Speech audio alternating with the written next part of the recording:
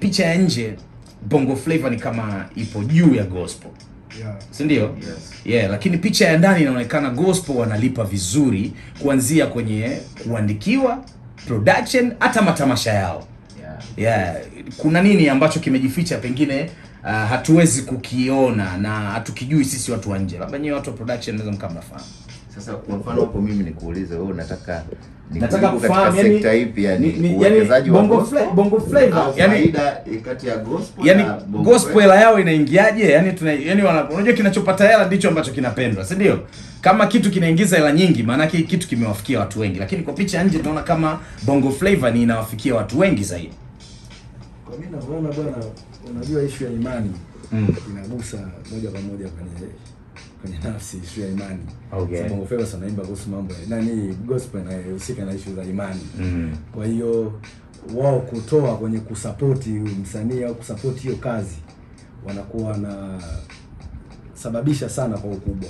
Tofauti na Bongo Flava ambao utapray au utafanya hivi mtu mpaka mguse kwanza ataanza kulinganisha una fulani mbona sio mkali. Sio nani. Kwa hiyo kwenye supporting naona inakuwa ni ndogo tofauti na gospel. Okay. Kwamba kiimba kwa sababu tunaimba kuhusu Mwenyezi Mungu. Bwana mtumishi anatakiwa afanye 1 2 3 napitisha nilio pale kwenye kusupport aidha kurekodi. Kwa hiyo support inaanza tangu makanisani au huko kwenye sehemu za ibada. Kwamba bwana hao wasanii wetu wanataka kwenda kufanya kazi studio, kwenda kurekodi album. Tuwachangie ili kwa ajili ya motisha au kwa ajili ya recording na nini. Watu wanawachangia. Tofauti na Bongo Flava ambaye yeye mtu mpaka apige mishe zake apate hela ndo aje kwa sisi maproducers kuja kutulipa hela. Okay. Lakini wao ukiachana na wenyewe kwenye vikundi vyao au huko kwenye choirs kuwa na michango yao, yani wanaweza kuchangiwa na kanisa au na huduma kwa ajili ya kufanya recording. Kuanzia waandishi, studio, recording na video production. Okay. Yeah. Sawa, mimi kwa kuongezea pia. Nafikiri ili hata brother Wile ataweza kuliangalia katika unajua maisha ya Bongo Flava au sio? Kwanza baadhi ya wasanii wengi wa Bongo Flava kuna maisha fulani tunaita kama maisha ya mtandaoni au sio? Okay. Yaani kwamba Bongo Flava hata kama kazi haijamlipa kuna namna anaweza kafanya pro mwenyewe mkajua kana kama kabutua. Kumbe anaishi kwa shida. Okay. Na hii pia nafikiri hata nyewe wenyewe mmeona kwa kwamba kuna watu walikuwa katika hata hizi nani tuseme lebo kubwa au sio? Yule mtu akimbwaga tu ndo uhalisia unaoanza kuonekana pale. Kumbe hana chochote, mara sijui kufanyeje hivi na hivi, unaona? Kwa hiyo sasa maisha ya Bongo Flava wakati mwingine ni yule kuna namna wana fake. Okay. Wana fake. Hata ukiangalia ni watu wa kuongeza sana vinamba wameshuti namba zinaongezeka, sijui nini namba zinaongezeka. Leo ameenda sehemu fulani anakula bata, yani kuna mazingira fulani hivi atajicreate kana kwamba na mabodyguard hivi na hivi. Yani hivyo yani sio kwamba vile sana. Ila sasa mtu wa gospel wakati mwingine anaweza akavifanya hivyo vitu kwa sababu kwanza kuna baadhi ya vitu vingine unaweza ukavifanya vinakutia hasara. Okay. Yeye ana vitu ambavyo anafanya moja kwa moja ambazo viko sahihi ambavyo na kwa asilimia kubwa nafikiri kwake vitakuwa vinampa faida. Yes. Okay. Sawa, Tajiri una la kuongezea kwenye hilo? Ukweli Bongo Flava ndio imekutoa mpaka hapa tumefikia kufahamika nini. Lakini sasa kwa sisi age zinavyokwenda utulivu wa ubongo unakuwa mkubwa sana na majukumu pia yanakuwa mengi, kwa hiyo automatically imekuwa hivyo. Hata kama producers wengine wakubwa ambao wameshatutangulia nafikia time wanapunguza kasi kwenye Bongo Flava wanakwenda kwenye muziki wa dini. Kwa mfano mimi sasa hivi naweza nikapigiwa simu na watu wa kwaya, wakifika kazi yao naifanya chap na mzigo unaingia. Lakini most of Bongo Flavas wengi wakija ni kusaidiwa, yani kwamba wanahitaji kusaidiwa na wewe kwa sababu una moyo wa kufikiria umsaidie, unajitahidi upambane naye hivyo hivyo. Ila watu wa kwaya wakijaga hizo kauli waga hatuzisikii sana. Yaani wakija washajipanga, utasikiliza kinachotakiwa kufanyika, utakifanya kwa mzuka wako, kitakuwa kizuri. Yaani ni chap kufanya kazi imeisha, masuala mengine mnapigiana simu. Lakini Bongo Flava unakuta ufanye wewe, usambaze wewe, umsababishe yeye ajulikane. Sasa wengine tushapitia madonda mengi, kwa hiyo kwangu mimi pia hata gospel nimeipenda sana kuifanya sasa. Okay. Kwa hiyo kwa kifupi kama wasanii wa gospel wakichachamaa nyinyi ambao mnafanya huu muziki wa kidunia aisee, tunaweza tukawakosa wakichachamaa, yani wakiwa wengi zaidi, kwa sababu itakuwa ni back to back ya mikwanja. Yani si ndio, maokoto yanaingia sana, manake yani wewe kuja kuacha kufanya bongo flavor, msanii mpaka akafanya show, akifanya show bwana bro nitakulipa bwana, nitafanya hivi moja abe.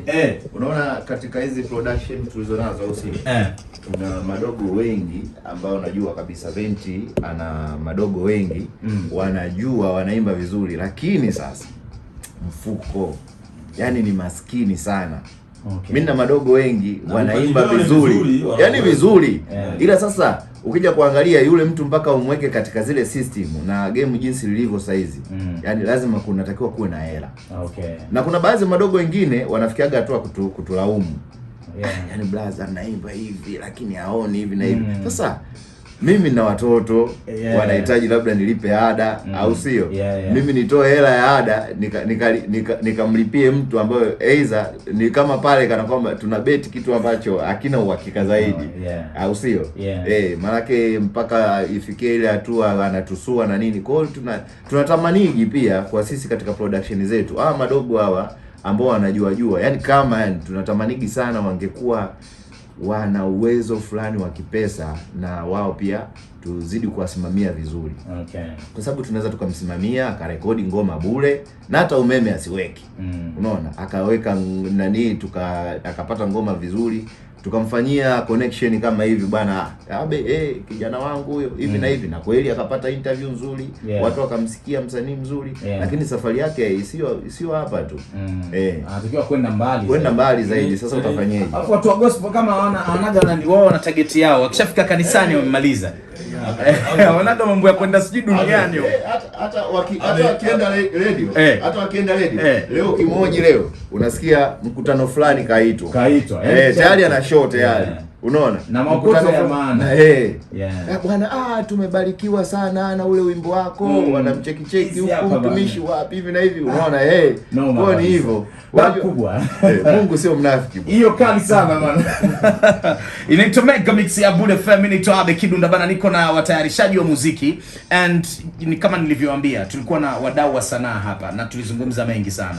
Moja kati ya vitu ambavyo wamesema Morogoro kwa sasa 80% ya wasanii wa Morogoro wanatoa vitu vibovu. Hiyo ilikuwa clear kabisa, waliiweka clear kwamba 80% ya wasanii ila walitenganisha. Kuna lile tabaka la kwanza la kina Bele, Stamina, Selemani, lile limepita. Ili tabaka la hapa B, hope kwamba mnaelewa kwamba zinazotoka 80% ni nyimbo mbovu kabisa. Sawa na wakasema ifike nyakati producer na wasanii hasa mnaotokea Moro ambao mna dhamana ya huu muziki muambiwe ukweli hasa huko mnapoandaa vitu vyenu. Ikauli hope kwamba mlikutana nayo. Baada ya kusikia wadau wanasema hivyo, Vent, kwako uliipokeaje? Na ulikuwa unajiambia nini yani? Unajua muziki ni biashara. Kwa hiyo msanii yeye anaamua mpaka kufanya hicho alichokifanya, maana yake ka target kwenye biashara yake. Si unaeleweka? Bado. Kwa hiyo yani muziki ni biashara. Kwa hiyo msanii anapokuja studio, tunapoamua kutengeneza biashara sana inakuwa kwenye kumnufaisha msanii, kwa sababu biashara yake anaenda kuipresent. Na yeye mpaka anaamua kufanya hicho, maana yake anajua yeye namna gani ya kwenda kukisupport au kukisimamia hicho anachokifanya. Kwa hiyo kwa wadau siwapingi, zipo bidhaa ambazo mbovu, lakini bidhaa ambazo za kati au kali wakati mwingine wanashindwa wao wenyewe pia wadau kuzisupport. Wamesema zipo ambao ndo wamezipa 20% na ambazo hizo za 20% hatujaona sisi pia kama producer hizo support zao wanazosema. Labda ni kwa sababu mnatoa bidhaa nyingi mbovu, kwa sababu 80% kwenye ulingano ni nyingi sana mbovu. Ni graph ambayo wamejaribu kuibalance. Unakubaliana nayo? Acha niwakubaliane nao. Yaani wewe sasa sisi tuache. Wewe unakubaliana na hili ambalo kwamba 80% ya nyimbo za wasanii ambazo zinatoka hasa wa Morogoro ni mbovu? Mimi siweki 80, nasema ni 50 kwa 50. Kuna 50 mbovu, 50 nzuri. Hiyo research wanafanya ni watu gani? Lakini pia hata kwenye hizo ambazo kwa wao wanakusema kwamba 20%, hao si wachambuzi. 20% kwenye hizo ambazo ni nzuri. Pia support yao ni ndogo. Wao kingine ambacho wamezungumza ni kwamba hamna mtu ambaye anaweza kuwekeza kwenye nyimbo mbovu. Zile nzuri, na aliwataja baadhi ya wasanii ambao wanafanya vizuri. Good thing ni kwamba kuna baadhi ya wasanii ambao pia wanatokea kwenye studio yako. Kama Medi ametajwa Stone Gold ambaye anatokea kwako, kwamba hao wanafanya bidhaa nzuri na wanawasupport kwa mujibu wao. Wamesema wanawasupport. Unaelewa? Yeah. Yani mimi ninachotaka kujua ni kwamba umekubaliana na kauli kwamba kuna ngoma nyingi mbovu ambazo zinafanywa Morogoro, na hii ndio chanzo cha kufanya sanaa ya Morogoro kama inashuka hivi, ukilinganisha na level za miaka fulani ambayo game ilikuwa inakuja. Mimi narudi pale pale, nasimamia kwenye 50 kwa 50. Okay. Zipo kazi nzuri, zipo kazi mbaya kote. Lakini nikisema kwamba wao wanaona kwamba asilimia nyingi ni nyimbo mbovu, kulingana na wao wasanii pia wanachoka. Wanachoka kwenye tafakari. Okay. Kwa sababu let's say hao ambao wanasema ni group B, siku zimeenda, wana majukumu mengi ya kifamilia, maisha, mziki pia una stress.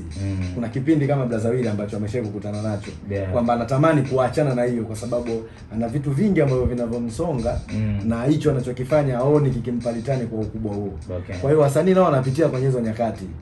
Kwa hiyo akipitia kwenye hizo nyakati na muda ambao mziki unamhitaji atoe project ambayo unataka arudi kwenye maki ile ambayo aliweka, wakati mwingine anashindwa kuifikia.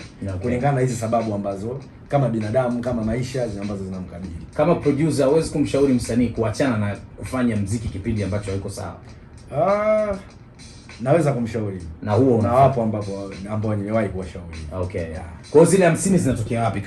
Kama unaweza kumshauri mtu katika kipindi kigumu aache kufanya ili tusipate kitu ambacho sio bora. Kuna kizuri na kibaya. Basi tuko hivi. Kwa hiyo nyinyi mnakubali, wewe kama Venti pia unakubali kwanza record itoe mziki mbaya sometimes. Sisi kama studio, kama Kwanza Record tumesimamia kwenye kitu bora. Kwa hiyo katika zile 50 za ambazo sio bora zitokei kwa. Hazitokei kwangu, zinatokea kwa watu wengine. Ambao ni siwezi kusema nani, kwa sababu mashabiki sina wanapokea na kuizijaji. Kwa hiyo hizo zingine zibaki huko, lakini Kwanza Records tunasimamia kwenye ubora, na hatua tunawashauri watu ili upate kitu kizuri na bidi tufanye hii moja na mbili. Okay. Sawa, Oles. Wewe kwako iko vipi? Asilimia kubwa ya nyimbo ambazo zinatoka, nikasema cha kwanza hao wachambuzi ni wadau. Sikiliza, ndio wao wachambuzi hao. Hao wadau kwanza ndo watangazaji. Ndio ngoma zinawafikia na ma DJ ngoma zinawafikia.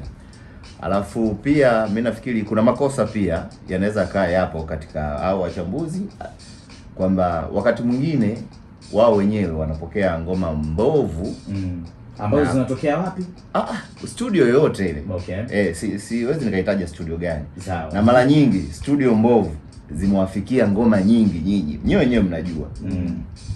Sidhani kama yani nyinyi mnajua kwamba Wile ndio amerudi kwenye game, au sio? Anatengeneza ngoma nzuri. Lakini je, mmezisikiza ngoma zake za sasa hizi? Ambazo ametuletea. Sasa kuna zingine zipo nyingi. Tukiacha kwa kwamba bahati mbaya imetokea ndio amepotelewa na material na nini. Lakini mimi na imani zipo nyingi. Hata kwa Venti zipo nyingi. Ila Waswahili ndo wanabaki wanasema pale pale kwamba kizuri kinajiuza, kibaya kinajitembeza. Sasa kile kibaya kina mtindo wa kuforce. Unaona? Wa kuforce. Yani kuna ile muda kana kwamba sema nyinyi wenyewe pia kama ni wadau wa kusikiliza mziki mzuri, gomeni kazi mbovu. Simamieni, yani haina haja kwa semetu kwa sababu ni Venti, sijui kwa sababu ni nani hivi na hivi. Ili game liende vizuri. Kwa sababu kuna posho. Unajua zamani ilikuwa kuna kitu kimoja ambacho wasanii wengi wanaelewa. Ukipeleka hata ngoma nini Clouds, kuna namna inaangaliwa ile ngoma, inasikilizwa, au sio? Inapimwa, wanaangalia kweli mixing ipo, mdundo kweli, mwimbaji kweli, hivi na hivi. Hawapokei tu. Ila sasa kama inakuwa hata huku mbele sasa wadau wa mziki ambao tunasema labda ndio nyinyi au ni ma DJ, au sio?